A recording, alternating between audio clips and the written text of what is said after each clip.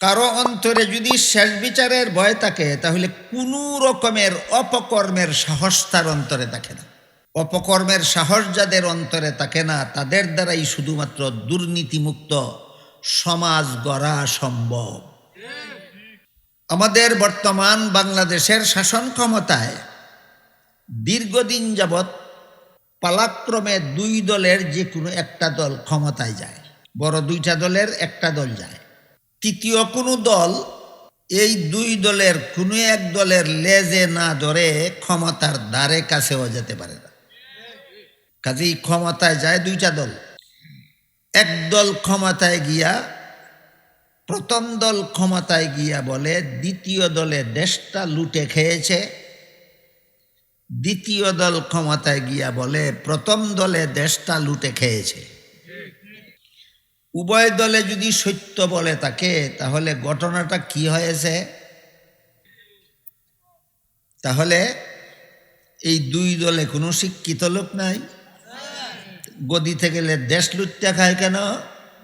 শেষ বিচারের ভয় নাই। শিক্ষা নাই না, তাদের শিক্ষার মধ্যে শেষ বিচারের ভয় নাই। শিক্ষার অভাব নাই, অভাব শুধু শেষ বিচারের ভয়।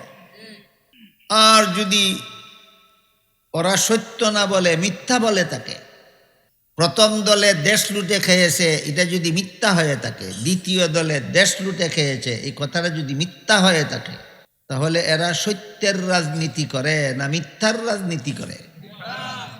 মিথ্যার রাজনীতি করে কেন? শিক্ষিতরা শেষ বিচারের ভয় নাই। কোন পথে যাইবা ভোটটা ঠিক করো, সত্য কইছ না মিথ্যা কইছ? সত্য কইয়া থাকলে তোমরা দুনো দল দুর্নীতিবাজ, আর মিথ্যা বলে থাকলে তোমরা দুনো দলে মিথ্যার রাজনীতি করো। হয়তো দুর্নীতির রাজনীতি করে আর না হয় মিথ্যার রাজনীতি করে। কেন? শিক্ষার অভাবে নয়, একমাত্র শেষ বিচারের ভয়ের অভাবে। পক্ষান্তরে কারো অন্তরে যদি শেষ বিচারের ভয় থাকে তাহলে কোনো রকমের অপকর্মের সাহস তার অন্তরে থাকে না। অপকর্মের সাহস যাদের অন্তরে থাকে না তাদের দ্বারাই শুধুমাত্র দুর্নীতিমুক্ত সমাজ গড়া সম্ভব। এরও দুই একটা উদাহরণ আপনাদের সামনে তুলে ধরি। হযরত ইউসুফ আলাইহিস সালামের সাথে জিনা বেবিচার করার জন্য জুলাইখা একটা খাস কামরায় নিয়ে গেছিল, রাজকীয়ভাবে সুসজ্জিত কামরা। জুলাইখা ছিল প্রধানমন্ত্রীর সুন্দরী স্ত্রী, যেমন তেমন সুন্দরী নয়, বিশ্ব সুন্দরী, এবং নিঃসন্তান। জুলাইখা নিঃসন্তান ছিল, প্রধানমন্ত্রীর স্ত্রী ছিল, বরা যৌবনে যুবতী ছিল। আর ইউসুফ আলাইহিস সালাম ছিলেন বিশ্ব সুন্দর। ইউসুফ ইসলাম কেমন বিশ্ব সুন্দর ছিলেন? ওই যুগের একটা মানুষ একাধারে 7 দিন পর্যন্ত অনাহারে থাকলে, এমন লোকটা যদি ইউসুফ আলাইহিস ইসলামের চেহারা দেখতো 7 দিনের অনাহারের কথা বলে যেত। ইউসুফ ইসলাম সাধারণ সুন্দর ছিলেন না বিশ্ব সুন্দর? বিশ্ব সুন্দর। জুলাইখা ছিল বিশ্ব সুন্দরী আর ইউসুফ ইসলাম ছিলেন বিশ্ব সুন্দর। তারই সাথে অপকর্ম করার জন্য জুলাইখা এক খাস কামরায় নিয়ে গেল, যেখানে প্রধানমন্ত্রীর স্ত্রী তো রাজকীয়ভাবে সুসজ্জিত কামরা। সেই কামরায় ঢুকে ইউসুফ আলাইহিস সালাম দেখলেন কামরার এক পাশে জুলাইখা পর্দা দ্বারা কোনো একটা কিছু ঢেকে রেখেছে।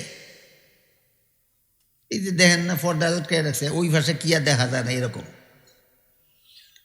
ইউসুফ আলাইহিস সালাম জুলাইখাকে জিজ্ঞাসা করলেন, পর্দার ওই পাশে তুমি কি পর্দা দিয়ে ঢেকে রেখেছ? জুলাইখা বলে, আমি যেই মূর্তিটার পূজা করি সেই মূর্তিটা ঢেকে রেখেছি। ইউসুফ আলাইহিস সালাম বললেন, তুমি তো এটার পূজাই করো, ঢেকে রাখলা কেন? জুলাইখা বলে, এখন আমি তোমার সাথে জিনা করব। কাজেই যেই দেবতার পূজা করি তার সামনে জিনা করতে আমার লজ্জা হয়, এই জন্য ঢাক্কা রাখছি যেন তোমার সাথে জিনা করার পথে লজ্জা আমার বাধা হতে না পারে। ইউসুফ আলাইহিস সালাম জিজ্ঞাসা করলেন, আমার সাথে জিনা করবা এই জন্য মূর্তি ঢেকে রাখছো? না ঢাক্কা জিনা করলে কি মূর্তিটা দেখবে? আপনারা কি মনে করেন? না ডাইকা তার সামনে আমার সাথে জিনা করলে কি মূর্তিটা দেখবে? জুলাইখা বলে না, না ডাকলেও দেখবে না।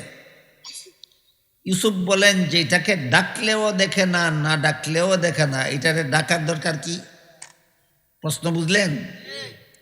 যেই মূর্তিকে ডাকলেও দেখে না, না ডাকলেও দেখে না, সেটাকে ডাকার তো কোনো দরকার ছিল না।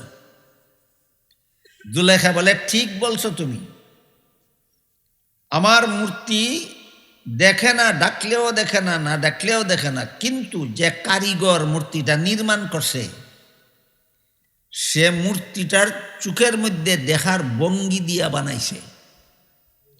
চক্ষু বন্ধ অবস্থায় মূর্তি বানাইছে না, চক্ষু খোলা অবস্থায় মূর্তি বানাইছে।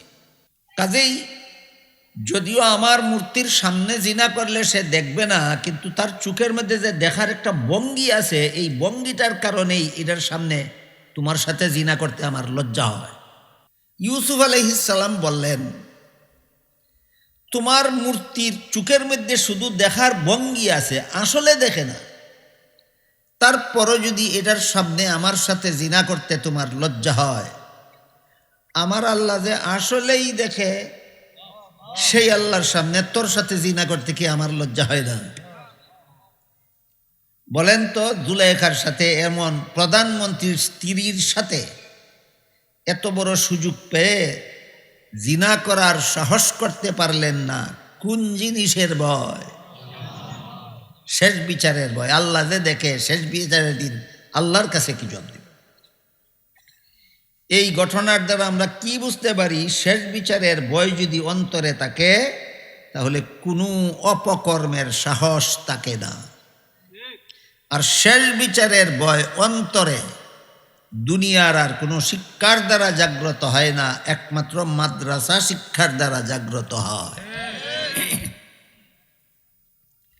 এখানে এসে কেউ হয়তো ভাবতে পারেন যে ইউসুফ আলাইহিস সালাম আল্লাহর একজন নবী ছিলেন, নবীদের ঈমান অস্বাভাবিক শক্তিশালী ঈমান, আমরা তো দুর্বল ঈমানের অধিকারী, আমরা কিভাবে এরকম অপকর্ম থেকে শেষ বিচারের ভয়ে নিজেকে নিজে বারণ করে রাখ? অপকর্ম থেকে নিজেকে ফিরাবার জন্য নবী হওয়ার দরকার নাই, শুধুমাত্র শেষ বিচারের ভয়টা অন্তরে তাকাই যথেষ্ট। এর একটা উদাহরণ শুনেন। হযরত উমর ফারুক রাদিয়াল্লাহু আনহু রাসূলের দ্বিতীয় খলিফা। রাসূল করিম সাল্লাল্লাহু আলাইহি ওয়াসাল্লামের প্রথম খলিফার নাম বলতে পারেন কেউ? হযরত আবু বকর সিদ্দিক রাদিয়াল্লাহু। দ্বিতীয় খলিফা হলেন হযরত উমর ফারুক রাদিয়াল্লাহু। হযরত উমর ফারুক রাদিয়াল্লাহু আনহু যে দেশের শাসনকর্তা নিযুক্ত হয়েছিলেন, খলিফা তো কুরআন হাদিসের ভাষা, বর্তমান দুনিয়ার রাজনৈতিক ভাষায় এর অর্থ হইল প্রধান শাসনকর্তা, দেশের প্রধান শাসনকর্তা। হযরত উমর যে দেশের প্রধান শাসনকর্তা ছিলেন, সেই দেশটা বাংলাদেশের সমান একটা দেশ ছিল না, পাকিস্তান ভারতের সমান নয়, প্রায় অর্ধেকটা পৃথিবীর সমান। উমর যে দেশের প্রধান শাসনকর্তা ছিলেন, সেই দেশটা ছিল অর্ধেকটা পৃথিবীর সমান। সেই খলিফা উমর এত সাদা সিধা জীবনযাপন করতেন যে একবার দেশের জনগণকে তিনি সরকারি চাদর বিনামূল্যে বিতরণ করলেন, মাথাপিছু একটি করে। তারপরে শুক্রবারে জুম্মার নামাজের খুতবা দেওয়ার জন্য খলিফা উমর যখন মিম্বরে দাঁড়ালেন, দেখা গেল তার গায়ে সরকারি চাদর দুইটা, একটা নিম্নাঙ্গে পড়ছেন, একটা ঊর্ধ্বাঙ্গে পড়ছেন। একজন মুসল্লি দাঁড়ায় বলল, খলিফা উমর, সরকারি চাদর আমাদেরকে মাথাপিছু একটি দিলেন, আপনি দুইটি গ্রহণ করলেন কোন অধিকারে? এই অধিকার পেলেন কোথায়? জনগণকে সরকারি মাল একটা দিবেন আর নিজে শাসনকর্তা হওয়ার কারণে দুইটা গ্রহণ করবেন, এই অধিকার পেলেন কোথায়? এই প্রশ্নের জবাব না দেওয়া পর্যন্ত আপনার খুতবাও শুনব না, আপনার পিছনে নামাজও পড়ব না। খলিফা উমর বললেন, তোমার প্রশ্নের জন্য তোমাকে ধন্যবাদ। তোমার মতো প্রশ্নকারী যে এই দেশে থাকবে, এই দেশের জনগণ না খাইয়া আর সরকারে ঘি খাইয়া মরবে না। জনগণ মরে না খাইয়া আর সরকার মরে ঘি খাইয়া। এই বৈষম্য হবে না তোমার মতো প্রশ্নকারী যেই দেশে থাকবে। এই জন্য তোমার প্রশ্নের জন্য তোমাকে ধন্যবাদ। আমি আপনাদের জিজ্ঞাসা করি, বর্তমান দুনিয়ার কোনো প্রধান শাসনকর্তাকে যদি একজন সাধারণ নাগরিকে প্রশ্ন করে, গায়ের জামা কার টাকা দিয়া বানাইছো, কোটি টাকার গাড়ি কার টাকা দিয়া কিনছো, কোটি কোটি টাকার বাড়ি বিদেশে কার টাকা দিয়া বানাইছো, ধন্যবাদ দিবে? প্রশ্নকারীকে ধন্যবাদ দিবে না দৈন্যা কুটা দিবে? দৈন্যা কুটে না মেশিনে, দৈন্যা কুটা দিব। কিন্তু খলিফা ওমর প্রশ্নকারীকে বলেন, তোমার প্রশ্নের জন্য তোমাকে ধন্যবাদ, কিন্তু দুঃখিত, আমি তোমার প্রশ্নের জবাবটা আমি দিতে পারবো না, আমার ছেলে আব্দুল্লাহ দেবে। জবাবের দায়িত্ব যখন উমরের ছেলের কাছে গেল, আব্দুল্লাহ ছেলের নাম, আব্দুল্লাহ দাঁড়াইয়া বললেন, আমার বাবা যেভাবে তোমাদেরকে একটি করে রিলিফের চাদর বিনামূল্যে বিতরণ করেছেন, আমার বাবা নিজেও একটা চাদরই গ্রহণ করেছে। কিন্তু আসল ঘটনা হইল, আমার বাবার এই একটা রিলিফের চাদর ছাড়া আর কোনো কাপড়ই নাই। কত বড় দেশের শাসনকর্তা! একটা রিলিফের চাদর ছাড়া আর কোনো কাপড়ই নাই।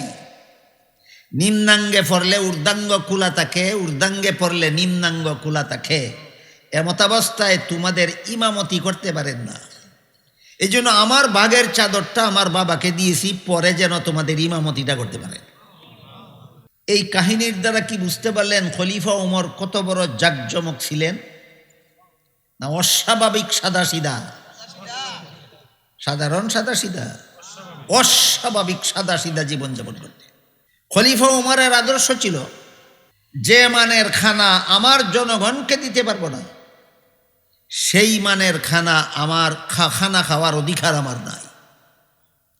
যে মানের পোশাক জনগণের জন্য ব্যবস্থা করে দিতে পারবো না, সেই মানের পোশাক পরার অধিকার আমার নাই।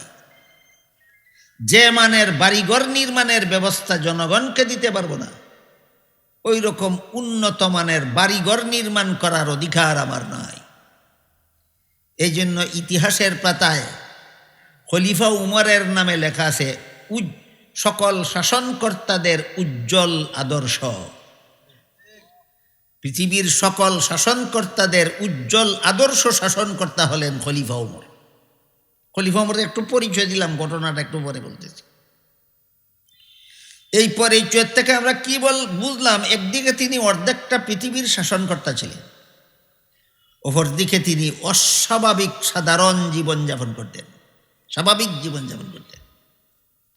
সেই খলিফা ওমর একবার মরুভূমির রাস্তা দিয়ে যাচ্ছিলেন কোথাও, সাথে খাওয়ার কিছু নাই। বাংলাদেশের মানুষকে মরুভূমির রাস্তা বোঝানোটাও কঠিন। 10 মাইল, 20 মাইল, 50 মাইল, 100 মাইলের রাস্তা হাওরের ভিতর দিয়ে, বাড়িঘর নাই, দোকানপাট নাই, খানা ফানি জোগাড় করার কোনো ব্যবস্থা নেই। এমন রাস্তা দিয়ে যারা যায়, রাস্তার শেষ প্রান্তে পৌঁছার আগ পর্যন্ত যত খানা ফানির দরকার হয় সাথে নিয়ে যায়। কিন্তু খলিফা ওমরের সাদা সিধা জীবনযাপন থেকে আপনারা বুঝতে পেরেছেন, সাথে নেওয়ার মতো খানা ছিল না। মরুভূমির মধ্যে গিয়া খলিফা ওমরের পেটে খিদা লাগলো, সাথে খানাও নাই, আবার খিদাও লাগলো। জোগাড় করার তো সুযোগ নাই, দোকানপাটও নাই, বাড়িঘরও নাই। এমতাবস্থায় খলিফা ওমর দেখলেন মরুভূমিতে একটা রাখাল ছেলে এক পাল ছাগলের রাখালি করে। সে তার পালের একটা দুধের ছাগলের দুধ দোহন করে পান করেছে। খলিফা ওমর সেই রাখাল ছেলের কাছে গিয়া বললেন, রাখাল ভাই, তোমাকে দেখলাম একটা ছাগলের দুধ দোহন করে পান করেছ, দয়া করে আর একটা ছাগলের দুধ দোহন করে আমাকে একটু পান করতে দাও, আমার পেটে বড় খিদা। রাখাল ছেলে খলিফা ওমরকে দেখেনি কোনোদিন, এই জন্য এই সাদা সিধা লোকটাকে দেখে কল্পনাও করতে পারিনি যে এই লোকটা অর্ধেকটা পৃথিবী শাসন করে। বলেন তো, রাখাল ছেলে খলিফা ওমরকে যেহেতু আর কোনোদিন দেখেনি, দেখে চিনতে পারলো? চিনতে পারেনি। তাই রাখাল ছেলে বলে, মুসাফির ভাই। মুসাফির ভাই কেন বলে? সে তো খলিফা ওমর চিনে না। বলে, মুসাফির ভাই, এই ছাগলের পালের মালিক আমি নই, আমি মালিকের বেতন বুগি চাকর। মাস শেষে মালিক যে নগদ টাকা দিবে সেটাও আমার বেতন। রাখালি করার সময় পেটে খিদা লাগলে একটা ছাগলের দুধ দোহন করে আমি পান করি, সেটাও আমার বেতন। তুমি যেহেতু আমার মালিকের বেতনভোগী চাকর না, কাজেই মালিকের অনুমতি ছাড়া আমি তোমাকে এক ফোঁটা দুধও দিতে পারবো না। খলিফা উমর মনে মনে ভাবলেন যে আমাকে দুধ না দিলে, আমার পেটের খিদা না গেলে দুঃখ নাই। আমার দেশের একটা অশিক্ষিত রাখাল ছেলে যে এত বড় আমানতদার যে সে তার মালিকের অনুমতি ছাড়া মাল কাউকে দেয় না, এতেই আমার আত্মাটা তুষ্ট। কিন্তু আমানতদারির কারণেই আমাকে একথা বলল না, আমাকে ফাঁকি দেওয়ার জন্য, ঠকাবার জন্য বলল, এটা তাকে পরীক্ষা করতে হবে।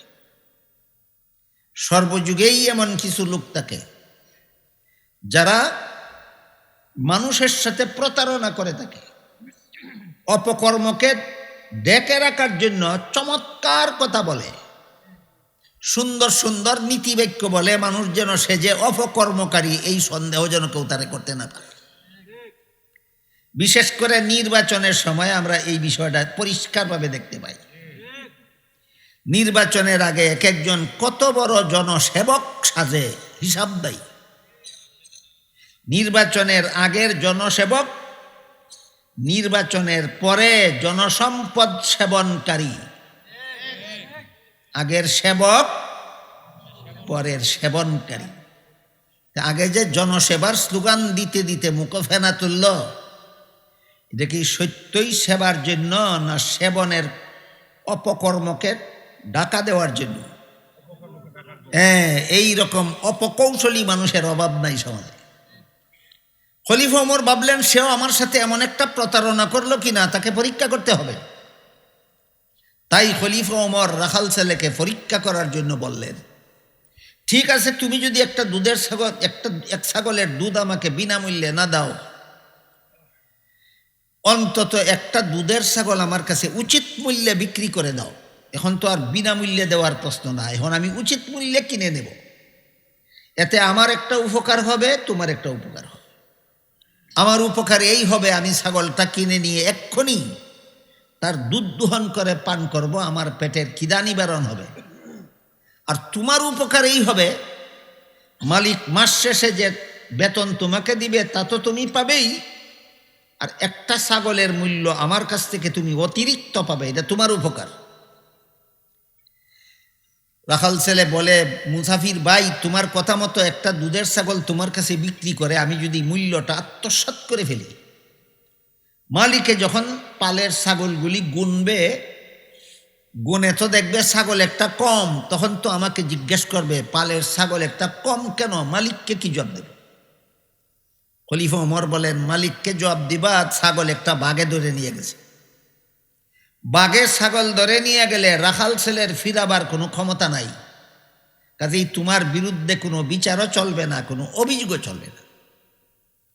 এই কথা বলা মাত্র রাখাল ছেলেটা মুসাফির লোকটার উপর দারুণভাবে চটে গেল। সে খলিফা ওমর চিনে না মুসাফির লোকটা? মুসাফির লোকটার উপর দারুণভাবে খেপে গেল। খেপে বলে, এই বেটা মুসাফির, দাঁড়া, আমার একটা কথা শুনে যা। আমি আমার মালিকের বিশ্বস্ত চাকর। আমি যদি বলি ছাগল একটা বাঘে ধরে নিয়ে গেছে, শতকরা 100 ভাগ বিশ্বাস করবে, বিচার দায়ের করবে, দূরের কথা বিন্দু মাত্র সন্দেহও করবে না। কাজেই তোর কুবুদ্ধি মতো ছাগল একটা তোর কাছে বিক্রি কইরা পয়সাটা আমার জন্য খেয়ে ফেলা কোনো ব্যাপারই না, দুনিয়াতে আমাকে কেউ ধরতে পারবে না। কিন্তু তুই বল, শেষ বিচারের দিন আল্লাহ যখন জিজ্ঞাসা করবেন ছাগলটা কি করছিলি, তখন কি জবাব দেব? এই লোকটাও একজন নবী ছিল না অশিক্ষিত রাখাল ছেলে ছিল? শেষ বিচারের ভয় অন্তরে স্থাপন করার জন্য নবী হওয়া লাগে না, অশিক্ষিত রাখালের অন্তরও শেষ বিচারের ভয় জাগতে পারে। তাই মাদ্রাসায় লেখাপড়া করে যারা শেষ বিচারের ভয় অন্তরে জাগ্রত করেন, তাদের চিন্তাধারা হলো শেষ বিচারের ভয়ে আমরা দুনিয়াতে অপকর্ম থেকে বিরত থাকবো আর পরকালে জাহান্নাম থেকে বাঁচবো, এ পর্যন্তই তো আলেমের দায়িত্ব নয়। আল্লাহ পাক রব্বুল আলামিন কুরআনে আলেমদেরকে নির্দেশ দিয়ে বলেন, ওয়ালিয়ুনজিরু কওমাহুম, জাতির অন্তরেও জাহান্নামের ভয় জাগাও। জাতিও যেন শেষ বিচারের ভয়ে অপকর্ম থেকে বিরত থাকে দুনিয়ায়, যেন জাতিও পরকালে জাহান্নাম থেকে নাজাত লাভ করতে পারে। এই জন্য বর্তমান বাংলাদেশে নিবন্ধনকৃত কৌমি মাদ্রাসা আছে 25,000, নিবন্ধন ছাড়া আছে আরো 5,000, মোট 30,000 কৌমি মাদ্রাসার পক্ষ থেকে প্রতি বছর বাংলাদেশে কমপক্ষে 30,000 ইসলামী সম্মেলন। 30,000 কৌমি মাদ্রাসার পক্ষ থেকে প্রতি বছর বাংলাদেশে কমপক্ষে 30,000 ইসলামী সম্মেলন হয়। শুধুমাত্র এই দেশের সর্বস্তরের মুসলমানের অন্তরটাকে খলিফা উমরের দেশের রাখাল সেলের অন্তরের মতো বানাবার জন্য, বাংলাদেশের সর্বস্তরের মুসলমানদের অন্তরটাকে খলিফা উমরের দেশের রাখাল সেলের অন্তরটার মতো সৎ বানাবার জন্য। আর অন্তরকে সৎ বানাবার বিকল্প কোনো ব্যবস্থা নাই শেষ বিচারের ভয় অন্তরে জাগ্রত করা ছাড়া। এই জন্য মাদ্রাসার পক্ষ থেকে ইসলামী সম্মেলনগুলি করা হয়। বলেছিলাম মাদ্রাসার পক্ষ থেকে কেন সম্মেলনের আয়োজন হলো, এই প্রশ্নের জবাবটা আপনাদের সামনে তুলে ধরার জন্য একটি আয়াত তিলাওয়াত করেছি আর হাদিসের একটি অংশ তিলাওয়াত করেছি। আয়াতে আল্লাহ বলেন, আলাম ইয়ালাম বিআন্নাল্লাহ ইয়ারা, সে কি দেখে না, সে কি জানে না আল্লাহ যে দেখে। হাদিস শরীফে রাসূল বলেন, ফাইল্লাম তাকুন তারাহু ফাইন্নাহু ইয়ারাক, তুমি যত কর্মই দুনিয়ার জীবনে করো না কেন, আল্লাহকে যদি তুমি নাও দেখো, আল্লাহ কিন্তু তোমাকে দেখেন। তুমি যদি আল্লাহকে নাও দেখো, আল্লাহ তোমাকে দেখেন। কাজে আল্লাহ আমাকে দেখেন, এই ভয় যদি আমার অন্তরে জাগ্রত থাকে, আমার পক্ষে কোনো অপকর্মে লিপ্ত হওয়া সম্ভব হবে না। আর এই ভয় অন্তরে জাগ্রত না করা পর্যন্ত কোনোদিন দুর্নীতিমুক্ত সমাজ গড়া সম্ভব নয়। তাই মাদ্রাসা শিক্ষার ব্যাপক বিস্তার ছাড়া দুর্নীতিমুক্ত জাতি গড়ার কোনো বিকল্প ব্যবস্থা দুনিয়াতে নাই। আল্লাহ আপনাদের আমাদের সবাইকে এই মাদ্রাসা শিক্ষার প্রভাবে আমাদের অন্তরকে শেষ বিচারের ভয় জাগ্রত করার মাধ্যমে দুর্নীতিমুক্ত সমাজ গড়ার সৌভাগ্য দান করুন। সবাই বলুন আমিন। সুবহান রাব্বিকা রাব্বিল ইজ্জাতি আম্মা ইয়াসিফুনা ওয়া সালামুন আলাল মুরসালিন আলহামদুলিল্লাহি রাব্বিল আলামিন। আলা আলিহি ওয়া সাহবিহি ওয়া বারিক ওয়া সাল্লিম কামা তুহিব্বু ওয়া তারদা আদাদা মা তুহিব্বু ওয়া তারদা। আলহামদুলিল্লাহিল্লাযী হাদানা লিহাযা ওয়া মা কুন্না লিনাহতাদিয়া লাউলা আন হাদানাল্লাহ। রব্বানা যালামনা আনফুসানা ওয়া ইল্লাম তাগফির লানা ওয়া তারহামনা লানাকুনান্না মিনাল খাসিরিন।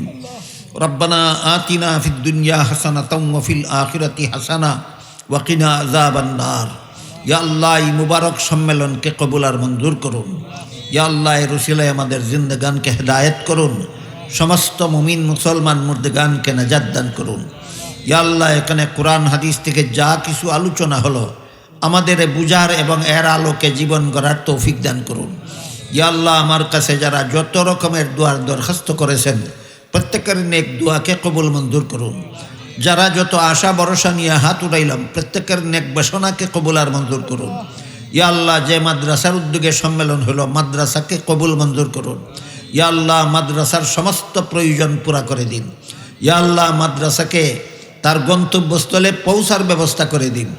ইয়া আল্লাহ, মাদ্রাসার খেদমত কেউ শিক্ষাদানের মাধ্যমে, কেউ সাহায্য করার মাধ্যমে, কেউ পরামর্শ দেওয়ার মাধ্যমে, কেউ শ্রম দেওয়ার মাধ্যমে, কেউ ছাত্রদের খুরাকি দেওয়ার মাধ্যমে, যারা যতভাবে মাদ্রাসার খেদমতে জড়িত, ইয়া আল্লাহ, তাদের সকলের খেদমতকে কবুল মঞ্জুর করুন। ইয়া আল্লাহ, এই মাদ্রাসার সমস্ত ছাত্রদেরকে ভবিষ্যতের ওয়ারাসাতুল আম্বিয়া বানিয়ে দিন। ইয়া আল্লাহ, যে সমস্ত উলামায়ে কেরাম বুজুর্গানে দিন মুমিন মুসলমান দুনিয়ার থেকে বিদায় হয়ে গেছেন তাদের কবরকে জান্নাতের বাগান বানিয়ে দিন। জান্নাতুল ফিরদাউসে তাদের ঠিকানা করে দিন। আর যে সমস্ত উলামায়ে কেরাম বুজুর্গানে দিন মুমিন মুসলমান এখনও দুনিয়াতে বেঁচে আছেন তাদের সবাইকে হায়াতের তৈয়্যিবা দান করে দিন। ইয়া আল্লাহ, আমাদের সকলের পক্ষ থেকে লক্ষ লক্ষ কোটি কোটি দুরূদ আর সালাম রাসূল করিম সাল্লাল্লাহু আলাইহি ওয়াসাল্লামের রওজা শরীফে পৌঁছে দিন। রব্বানা তাকাব্বাল মিন্না ইন্নাকা আনতাস সামিউল আলিম ওয়া তুব আলাইনা ইন্নাকা আনতাত তাওয়াবুর রহিম ওয়া সুবহানা রাব্বিকা রাব্বিল ইজ্জাতি আম্মা ইয়াসিফুন ওয়া সালামুন আলাল মুরসালিন ওয়ালহামদুলিল্লাহি রাব্বিল আলামিন। আমিন বিরহমাতিকা ইয়া আরহামার রাহিম।